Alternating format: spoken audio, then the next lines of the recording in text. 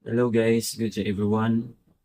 I dedicate this video to Rene Clark Pobet Batarbonia since I was so touched by the story of the Rene guys, ni Bobet.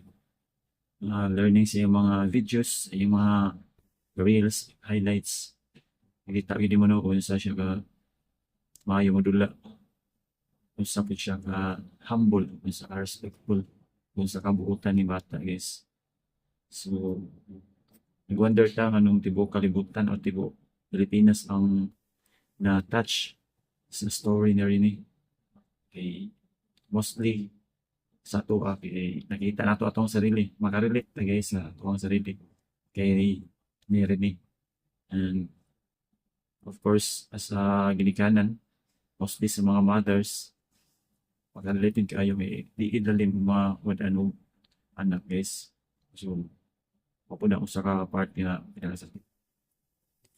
Ang grabe mong yun guys kay usa ka talented nga athlete sa gifted nga athlete guys nangarap aning kamot ug ayo dili lang para sa kaugalingon kundi para sa family ingon ato ra ni tabo so si grabe kay kasakit guys every time makakita ko sa video ni Rene iyahan mo lang video tanan ang agi sa Facebook sa YouTube so higit ba kay no patuloy atong luha guys masakitan di nato siya kaila di nato siya personally nga nakita nakaila pud taniya guys along sa iyang mga videos yung mga highlights that that's hit us so different guys sakit din para sa tuwa so this video is not for a clout guys hindi man ta sikat nga vlogger or atong way nga express atong sincere nga debate no?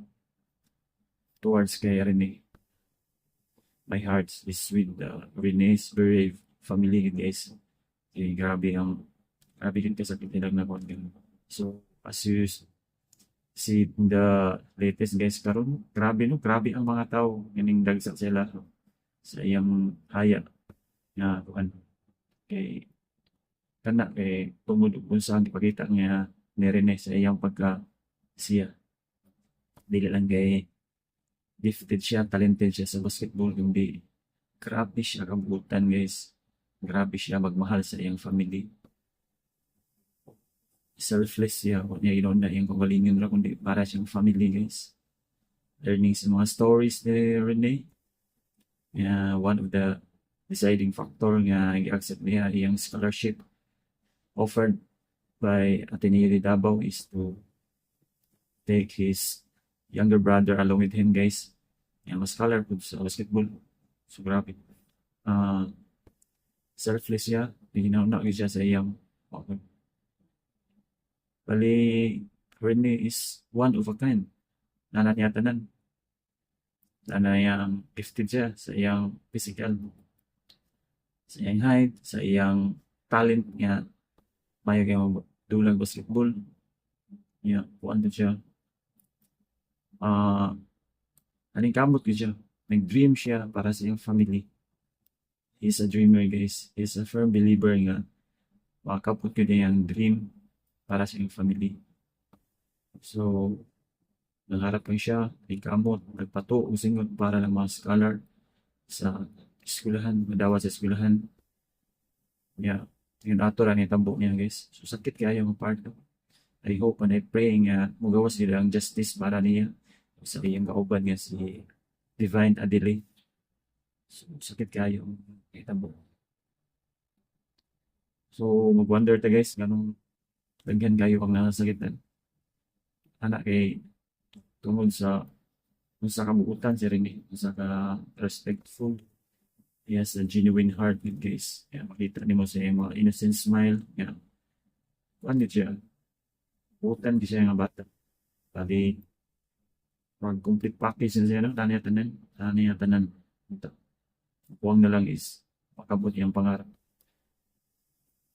pero we never know guys nga sige himo ra siya instrument ni God nga yung ato yung mission nga nahuman yung mission diri sa kalibutan kay daghan man guys siya ginahimo nga daghan siyang ipakita guys nga like Christ like nga pag-live ni Christ diri sa kalibutan.